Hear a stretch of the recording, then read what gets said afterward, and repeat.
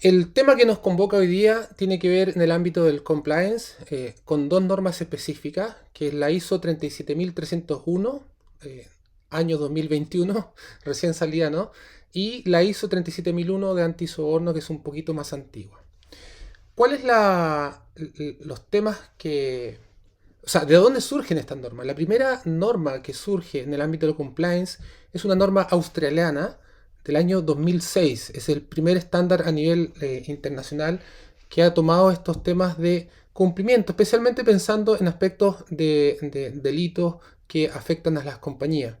Esto después fue evolucionando y se desarrolló el primer estándar a nivel ya ISO, que es el ISO 19600 de compliance, que no era una norma de certificables, sino más bien una guía de recomendaciones. Esto fue evolucionando, hubo mayor interés y en el año 2017 apareció la norma de compliance penal específica que tiene un desarrollo en Europa muy importante, incluso con la 19600, la 19601 2017. Y en paralelo surge en ese mismo año la ISO 37001 2017 de antisoborno. Esta norma ya hace un cambio porque cuando hablamos de compliance en general y aspectos legales, la legislación varía mucho de un país a otro y los modelos jurídicos de cada lugar, ¿no? Pero el antisoborno ya se hace cargo de sistemas nacionales y legislación nacional y hablamos ya de uno de los aspectos de delitos de corrupción más afecta a la economía y a los desarrollos de los países, que es el soborno. Luego aparece entre medio la 19.602 del año 2019, específica de compliance tributario, con lo que se va generando un ecosistema de compliance cierto tributario, penal y compliance en general. Y finalmente, en el año 2021, como una evolución de la norma 19.601, aparece la ISO 37301 de compliance, pero la diferencia es que esta es una norma de sistema de gestión de compliance certificable y que mejora varias cosas de la 19.601 y que de alguna forma empieza a ser el paraguas de todas estas normas de compliance. Esta es la evolución. Nosotros nos vamos a concentrar en estas dos en esta presentación, 37.301 y 37.001. Bueno, primero entender cuando hablamos de compliance, ¿de qué estamos hablando? Estamos hablando, la definición nos dice, obligaciones de compliance, que es requisitos que una organización tiene obligatoriamente que cumplir, primero, así como aquellos que una organización elige voluntariamente cumplir. Son dos aspectos. Lo que es obligatorio generalmente tiene que ver con marco legal, ¿no? Por una parte habíamos dicho que estas normas surgen para abordar aspectos de delitos, pero luego ya no se transforma solamente en temas de delitos, sino en una cultura de cumplimiento, abordando aspectos éticos principalmente. ¿Cuál es el beneficio? Beneficio primero el cumplimiento ya legal, lo que nos asegura reducir los riesgos de no cumplimiento ante la parte legal, pero por otra parte incorporar un hábito cotidiano de cumplimiento ético y de conformidad sobre los conductas de las personas. Eso asegura la sostenibilidad empresarial porque estamos, digamos, preparados para evaluar o considerar cualquier riesgo que ocurriera en el ámbito no solamente legal, sino de cumplimiento voluntario. Dentro de ese concepto de compliance está el concepto de soborno, que sería ya un delito específico. ¿Qué es lo que es el soborno? Una oferta, promesa, entrega, aceptación o solicitud de una ventaja de cualquier valor, que puede ser de naturaleza financiera o no financiera, directamente o indirectamente e independiente de su ubicación, en violación de la ley aplicable, que es fundamental la ley, ¿no?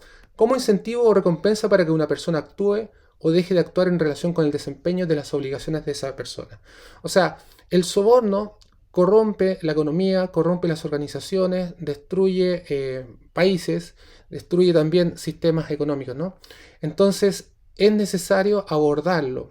El soborno lo que hace es modificar la función original para la cual estaba especificada una persona. El soborno trata más bien de relaciones entre personas, ¿eh? El compliance tiene que ver con todos los cumplimientos legales. Ahora, alejándonos un poquito de estos temas, digamos, Particularmente en el soborno, que es uno de los temas de la 37.001, el soborno es una relación entre personas, principalmente. Especialmente las personas de la organización o bajo las que tenemos control o socio, y la relación con los socios de negocio, en la cual podría surgir un conflicto de interés. Un conflicto de interés en el cual yo me hago parte y podría ser beneficiado o podría ser perjudicado, y se puede actuar malamente a través de un soborno. ¿Qué es lo que hace el antisoborno? Lo que hace, bueno, hay un tipo de personas que son las personas públicas que es muy particular respecto, por ejemplo, a los delitos de cohecho. ¿Qué es lo que hace el antisoborno? Es concentrarse en la evaluación de riesgos de estos posibles sobornos ante los conflictos de interés, para el cual el mecanismo principal tiene que ver con la debida diligencia. ¿Qué es la debida diligencia? Un examen detallado sobre las condiciones, ya sea de una relación con un socio de negocio, de un proyecto o un contrato, o etcétera. Dentro del marco del antisoborno tendríamos todo lo que sería la dirección. Y en la dirección, aquí hay una novedad para cualquier sistema de gestión. Vamos a tener siempre la alta dirección, pero además tenemos la función de cumplimiento, que en 37.001 se integraría con 37.301. Y por otra parte, el órgano de gobierno, que sería la última instancia de decisión en la organización. ¿Bien? Esto respecto al antisoborno. Ahora, más allá de los temas de compliance, resulta que esta norma 37.301, como aborda aspectos legales, es útil para abordar todos los cumplimientos legales de cualquier norma, por ejemplo, de calidad de producto, de cumplimiento de la legislación de salud y seguridad, cumplimiento de la legislación medioambiental y, por supuesto, todos los aspectos de antisoborno. Es decir, por una parte, surge en el ámbito de los delitos, de la legislación, luego va a abordar cultura, pero resulta que se transforma en una herramienta muy útil para cualquier sistema de gestión, así como es la norma ISO 31000 de gestión de riesgo. Recordemos que la gestión de riesgo es una herramienta transversal a todas las normas de gestión. Y los aspectos de cumplimiento legal también es un aspecto transversal en todas las normas. Generalmente muchas de las no conformidades en autoridad de sistema de gestión, por ejemplo 14 o 45.001, provienen de los aspectos legales, de la no correcta identificación, de no el cumplimiento y de los impactos que genera esto. Por lo cual esta norma, si bien viene el ámbito compliance y que tiene que ver con la parte legal, aborda las obligaciones que se deben cumplir y también obligaciones voluntarias que generalmente se establecen en estas otras normas, especialmente 14 y 45. Por supuesto tenemos otras como 27.001, 22.301, etc. Bueno, un aspecto transversal también como herramienta a todos los sistemas de gestión tiene que ver con el mejoramiento continuo, ¿no? El mejoramiento continuo tiene que ver con el esfuerzo que hacemos para ir mejorando el desempeño de manera continua, para alcanzar las expectativas de la sociedad. Para alcanzar ese mejoramiento continuo debemos establecer una base. La base sería la sistematización bajo las normas de sistema de gestión. Para eso aplicamos un ciclo, ¿no?, de mejora continua, que es el ciclo planificar, hacer, verificar, actuar, o llamado ciclo de Deming, o ciclo de mejora continua, o ciclo PHBA por el acrónimo. De manera que al hacer rotar esta rueda de la mejora continua, alcanzamos la mejora del desempeño. Bueno, este concepto es fundamental para los que conocen sistemas de gestión, es bastante conocido, y se incorpora también dentro de la norma ISO 37301 y 37001, por supuesto. ¿Cómo lo aborda 37301? Primero nos dice es que debieran haber objetivos dentro de la organización, objetivos de integridad, objetivos respecto a la cultura, a la conformidad, a la reputación, valores y ética. Luego existen principios, así como todas las normas tienen principios. 37.301 tendría principios de integridad, buena gobernanza, proporcionalidad, transparencia, rendición de cuentas y sostenibilidad. Y luego comienza el ciclo planificar, hacer, verificar y actuar como todas las normas ISO.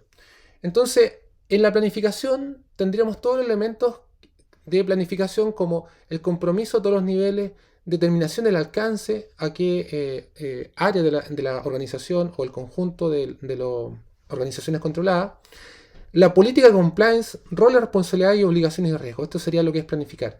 En el hacer todos los procesos de apoyo y de operación tradicionales, en el verificar todos los elementos de verificación como las autorías, las revisiones por la dirección, levantamiento de inquietudes, procesos de investigación y finalmente el actuar con la gestión del no cumplimiento y la mejora continua. Todo esto en el contexto de la organización que considera aspectos legales, sociales, culturales, digitales, etc. Bien, esto sería respecto a 37.301. Ahora, estos elementos del ciclo PHBA se transforman en requisitos a través de lo que conocemos en normas ISO como la estructura de alto nivel, ¿no? La estructura de alto nivel es una estructura común para todos los sistemas de gestión ISO que considera 10 capítulos, de los cuales 7 son requisitos. 1 al 10, ¿cierto? El 1, 2 y 3 son generalmente aspectos introductorios, objetivos, alcance, definiciones. Y a partir del capítulo 4 comienzan las obligaciones. Las obligaciones en materia de sistema de gestión se establecen con la palabra debe, ¿cierto?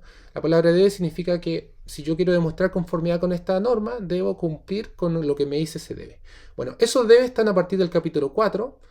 El primero, capítulo de contexto, que nos da una mirada general en dónde está inserta la organización desde el punto de vista externo como los aspectos internos, ¿no?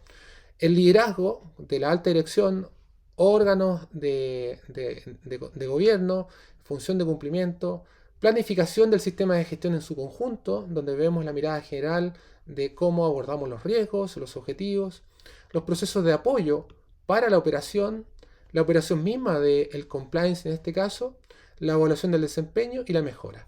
Es decir, tenemos acá nuevamente el ciclo PHBA, ahí tenemos la planificación, tenemos el hacer, ¿cierto? Ahí, el verificar y el actuar. Cada uno de estos requisitos se abre en sus requisitos. Por ejemplo, el 4 se abre en 4.1, comprensión de la organización en su contexto, 4.2, necesidad, expectativa de parte interesada, etc.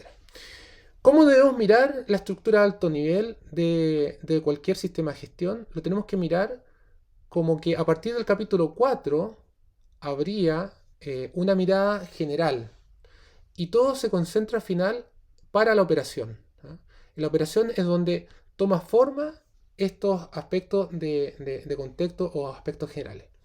Particularmente en esta norma 37.001, igual que en 37.301, igual que en 37.001, la clave está en la identificación de las obligaciones de compliance y las evaluaciones de riesgo.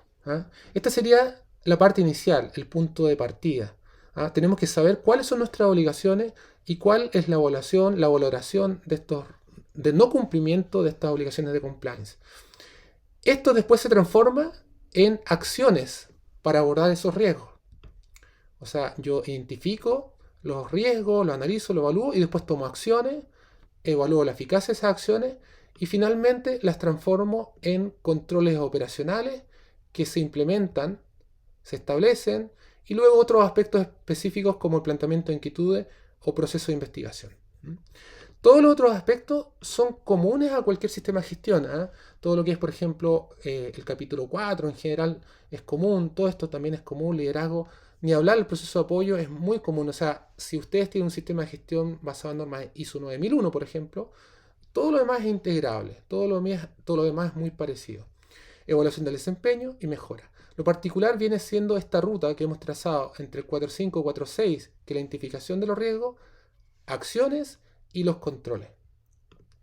Bueno, si hacemos la comparación, porque lo que nos interesa en esta presentación es hacer la comparación con 37.001, en la siguiente lámina podemos ver 37.001. Fíjense atentamente. Aparece ahí marcado las diferencias con un color un poquito más oscuro, ¿no?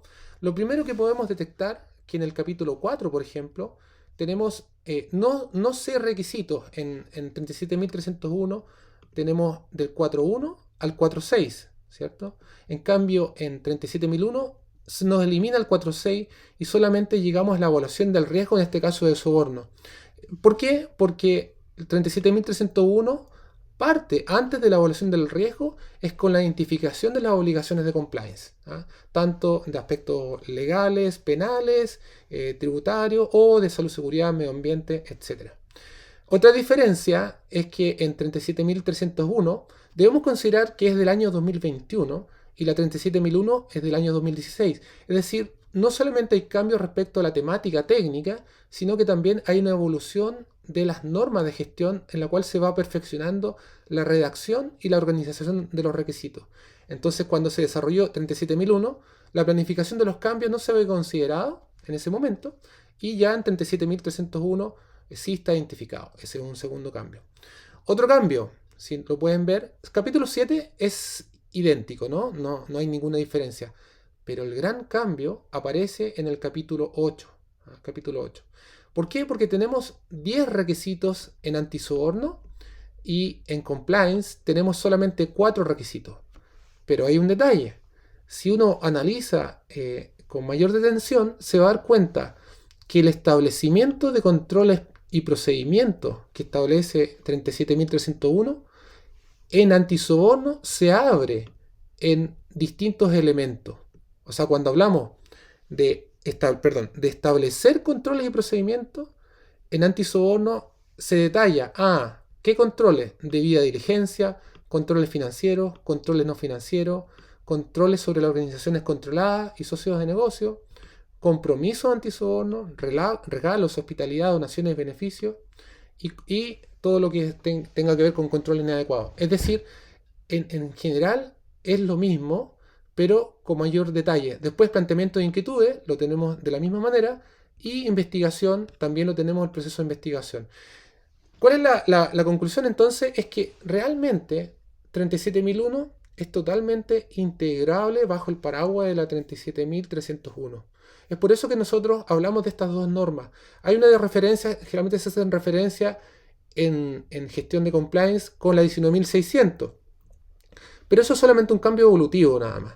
En este caso estamos hablando de una integración muy fuerte en un aspecto particular de los delitos penales, ¿no? Del antisoborno, particularmente sobre antisoborno, no sobre todos los delitos de corrupción. Entonces podemos integrar sin ningún problema 37.001 a 37.301, y además considerando que 37.301 puede abordar otras obligaciones de cumplimiento de otro sistema de gestión como 9, 14, 45, etc. Bien, pasemos a un detalle un poquito más específico sobre las diferencias puntuales. Por ejemplo, en el capítulo 4 de contexto no tenemos mucha diferencia en el 4.1. En el 4.2, que tiene que ver con las partes interesadas, en compliance nos habla que cuáles hay que abordar por el sistema de gestión específico. En el alcance diferente en 37.301, que no habla solamente de obligaciones de compliance, o sea, nos incorpora ese concepto. En sistemas de gestión, algunos detalles, por ejemplo, con lo que es razonable y proporcional en antisoborno. En 37.301, reflejar valores, objetivos, estrategia de riesgo. En todo lo que es evaluación de riesgo y obligaciones de compliance, ya sabemos en 37.001 no existe el concepto de obligaciones de antisoborno, sino que simplemente la evaluación de riesgo. Entonces aparece esa modificación.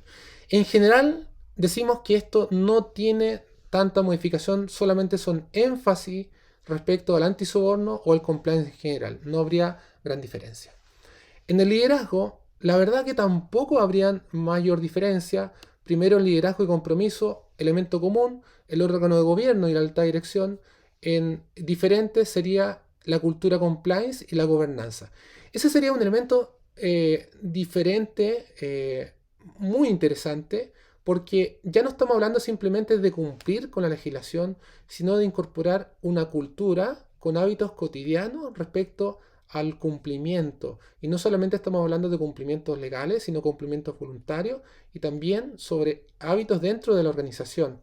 Eso nos otorga transparencia en el actuar y además nos asegura mayor cumplimiento, mayor reducción de los riesgos, ¿no? De los riesgos, y no solamente de legales, sino de conformidad ante los distintos aspectos de gestión. En política, las políticas de compliance son bastante más largas. Los que están familiarizados con sistemas de gestión 9, 14, 45, las políticas son en una plana suficiente. En compliance se detallan muchas cosas, por ejemplo, los compromisos, quién es el responsable en función de cumplimiento. Es bastante extenso, ¿no? Y particularmente en 37.301 se detalla aún más. Roles y responsabilidades, tenemos en común la función de compliance, pero en 37.001, por ejemplo, tenemos la delegación de la toma de decisiones. En 37.301 nos especifica un poquito más respecto a la dirección y el personal. Un poquito más de diferencia respecto al capítulo 4, pero no tanta. Capítulo 6, no hay gran diferencia. Los que conocen también los sistemas de gestión, las acciones para abordar riesgo es respecto al contexto y parte interesada. En compliance se considera también la relación con la evaluación de riesgo. Diferente que simplemente hablamos de obligaciones de compliance con un elemento particular, y lo demás no hay gran diferencia. En objetivos tampoco. Capítulo 7 de apoyo.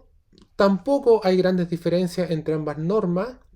Solamente podríamos decir que en el capítulo 7.2 yo diría que hay una diferencia mayor, en que aparte de hablar del proceso de contratación, que no existe en otras normas, en 37.001 y 37.301 se especifica el proceso de contratación y particularmente, por ejemplo, la debida diligencia respecto a quien estamos contratando. Y en 37.301 se incorpora la formación como un elemento aparte de la adquisición de competencias. Luego, en toma de conciencia, los elementos de cultura, ya lo dijimos, son fundamentales en 37.301. Comunicación, simplemente un mayor detalle. E información documentada, no habría ninguna diferencia, ¿no? También bastante parecido. Llegamos entonces al capítulo donde sí hay diferencia en las descripciones de cada uno de los controles, ¿no? Planificación y control operacional, ya lo habíamos dicho, la planificación y control operacional recoge los controles especificados en las evaluaciones de riesgo. Y en antisoborno se detalla con muchísimo más especificación estos controles, ¿no? En 37.301 simplemente se hace referencia a los controles, pero no se dice cuáles. ¿Cómo funciona esto? Funciona de la siguiente manera. En antisoborno, particularmente, que tiene mayor detalle, el inicio de todo el proceso es la evaluación del riesgo. Y la evaluación del riesgo respecto a al soborno y los conflictos de interés con los socios de negocio, parte interesada y toda organización o persona con la cual tengamos vínculos, ¿eh? Proveedores, clientes, organismos públicos, etc. Esa evaluación de riesgo se transforma luego en acciones y tratamientos. O sea, yo evalúo el riesgo y después tomo acciones. Y esas acciones tendrían tres salidas. Una salida que son a los controles específicos. Por ejemplo, controles financieros, controles no financieros y regalos, atenciones y otros beneficios. Un segundo aspecto de acción tendría que ver con los controles que tienen nuestros socios de negocio u organizaciones controladas. Porque si un socio de negocio o una organización controlada comete algún delito respecto al soborno, es probable que nuestra organización se vea también afectada, sobre todo en organizaciones bajo control de la propia organización. Bueno, para poder trabajar estos aspectos como herramienta principal tenemos la debida diligencia.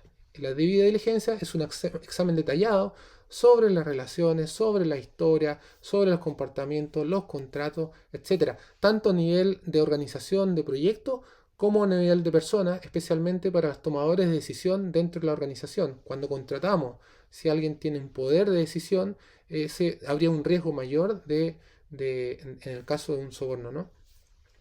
Si los socios y organizaciones controladas no toman medidas, hay que pedirle algún compromiso a esos socios, ¿ah? Y se refuerza con la debida diligencia. Y en el caso de que finalmente no pudiéramos incorporar estos aspectos del antisoborno, entonces hay que tomar decisiones respecto a la insuficiencia de controles. ¿Y qué decisión podría hacer? Por ejemplo, romper el vínculo con esa persona u esa organización, salirse de un mercado o tomar otras medidas, por ejemplo, como solicitarle una incorporación a los sistemas de antisoborno, o en el caso, por ejemplo, de la ley 20.393, preguntarle sobre su modelo de prevención del delito. Bueno, finalmente termina con el capítulo que sí tiene 37.301, que es el planteamiento de inquietudes. Eso revisémoslo un poquito más. Acá dice, el planteamiento de inquietudes es para implementar y fomentar, proteger a las personas ante represalia, de manera que sea anónima, y darle asesoramiento para que las personas puedan plantear inquietudes sobre sospechas de soborno o en el cumplimiento, sospecha de no cumplimiento de una obligación de compliance. Diferente, en 37.001 la redacción es más detallada. Y finalmente, en todos los mecanismos de operación, tenemos los procesos de investigación. ¿Cuáles son los elementos comunes? Primero, que deben haber procesos para valorar, evaluar e investigar. Y la diferencia entre 37.001 es que la redacción es más estructurada.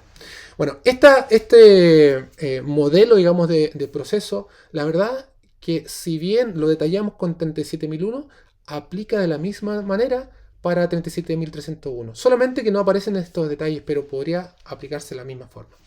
Y ya para terminar, llegamos al capítulo 9, evaluación del desempeño. No hay gran diferencia con cualquier sistema de gestión. Lo particular que tendría 37.001 es que hay que considerar las fuentes de opinión, hay que establecer indicadores y hay que elaborar informes. Bien. En auditoría, esto también es interesante. Igual que los sistemas de gestión, en la cual hay que planificar, definir bien los auditores, entregar resultados, documentarlo. Pero en 37.001 nos habla condiciones específicas sobre soborno y además que la auditoría debe ser basada en riesgo, ¿no? Específicamente. Y en revisión por la dirección, lo típico, entradas y salidas para la revisión por la dirección. En 37.001 se habla de la revisión del órgano de gobierno y la función de cumplimiento como un hito aparte. Y para cerrar, ya no hay mucha más novedad y bastante escueto. La única diferencia es que se cambia el orden. Por ejemplo, en 37.301 mejora continua es 10.2 y en el caso de antisoborno es 10.1 y 10.2. O sea, se cruzan simplemente. Común es que mejorar continuamente y realmente no hay ninguna diferencia en ambas normas. Bien, con eso esperamos haber hecho una revisión sintética de cuáles son los elementos, la importancia de incorporar las organizaciones para la sostenibilidad empresarial, puesto que por una parte nos asegura el reducir el riesgo de no cumplimiento de una obligación y por otra parte reducir el riesgo de soborno y por otra parte es incorporar una cultura ética en la cual las personas se movilicen por una conducta seguida con valores y el bien cumplimiento de nuestras obligaciones. Eso es. Muchas gracias.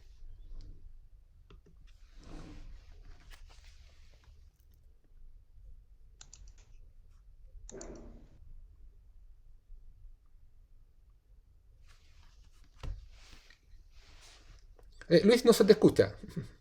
Luis, no sé eso. ¿Ahora sí me copio? Sí. Ya. Sí. Ya. Bueno, decía que muchísimas gracias, Patricio, por tu presentación, bastante interesante y concisa la misma, partiendo de este aspecto de la comparación con estos dos estándares. Entonces, damos inicio a todos los asistentes a la sala para que puedan generar alguna pregunta, consulta o duda, aprovechando, digamos, que tenemos el tiempo suficiente para responder con calma y de esta forma Patricio pueda atender la misma. Pueden hacerlo tal vez escribiendo en el chat y como somos también un grupo bastante pequeño, puede también abrir el micrófono y plantearla.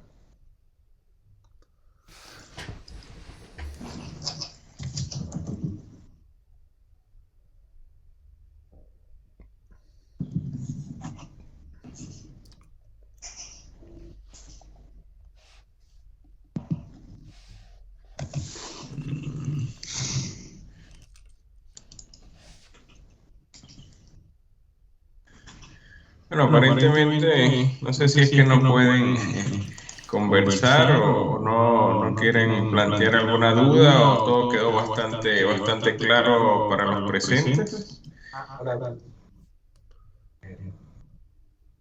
Tenemos con la mano arriba a Sergi. Sergio. Sergio, buen día. Sí. Buenos días. Lo que me queda una duda con respecto a cuando habló de que se pueden integrar las matrices de cumplimiento legal cuando uno puede hacer una implementación de esta norma. Entonces me queda duda si es algo que es obligatorio hacerlo o queda como una buena práctica. Bueno, el cumplimiento legal es transversal para cualquier sistema de gestión, incluso para antisoborno. Por lo cual, cuando hablamos de cumplimiento legal, puedes rescatar en tu matriz cualquier norma.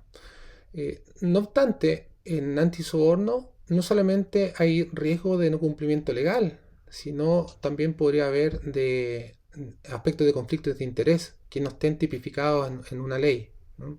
O las relaciones con las partes interesadas, por ejemplo, con los socios de negocio. Esto que estamos comentando no es una obligación, es una buena práctica, principalmente. Gracias. En el chat pregunta Alexis Romero, ¿cuáles serían los requisitos para los auditores?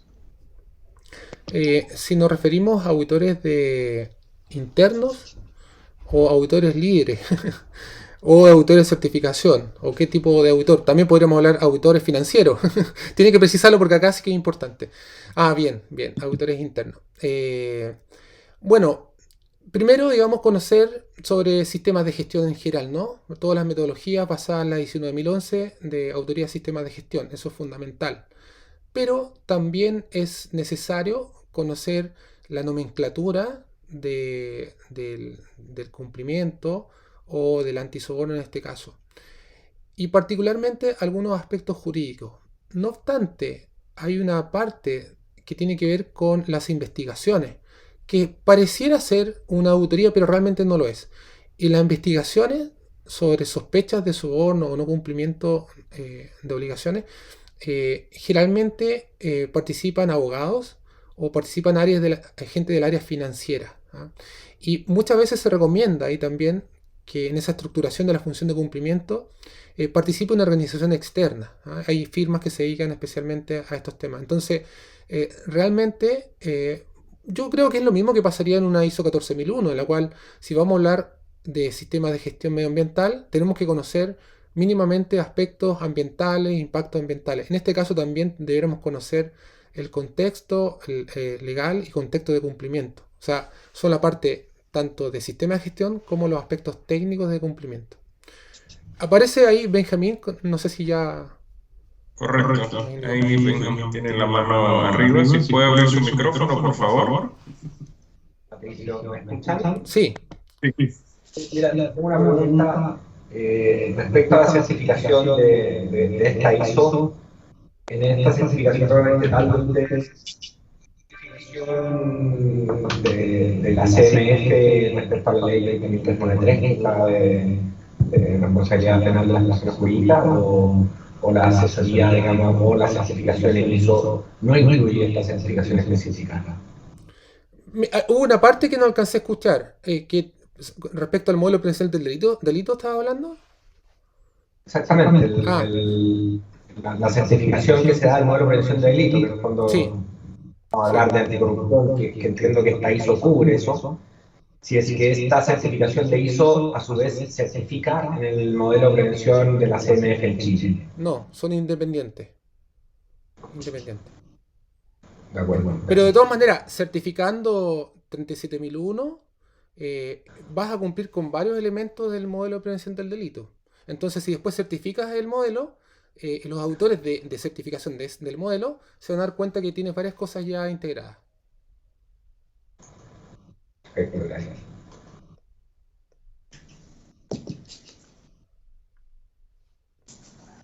Bueno, muy bien, seguimos con el ciclo de preguntas. ¿Alguna otra consulta?